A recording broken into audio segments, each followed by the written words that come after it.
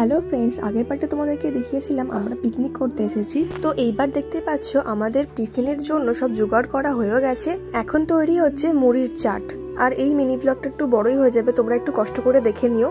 আজকে আমাদের মেনু যেহেতু ফ্রাইড রাইস আর চিকেন কষা হচ্ছে, তার জন্য সবাই জোগাড় করতে বসে গেছে। আর এদিকে দেখো এতটা পরিমাণে হাওয়া দিচ্ছিল, রান্নার উনুনটা ঠিক মতো করে জ্বলছিল না, ওই জন্য এই তিরপলটা খাটিয়ে দিচ্ছিল। তারপরে দেখো আমরা বসে গেছি টিফিন করতে, সবাই মিলে মুড়ি খাচ্ছি, সেটা তোমাদেরকে দেখাচ্ছিলাম আর কি। এদিকে দেখো আমাদের রাইসটা হয়েও গেছে।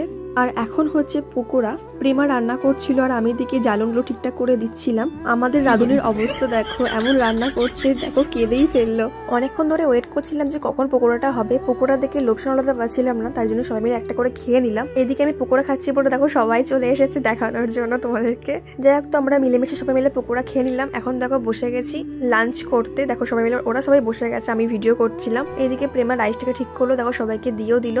এত সুন্দর রান্না হয়েছিল যে তোমাদেরকে কি বলবো। প্রেমার হাতে সত্যি জাদু আছে। আমাদের যতবারই পিকনিক হয় না কেন, প্রেমাই রান্না করে, খুব সুন্দর রান্না করেও।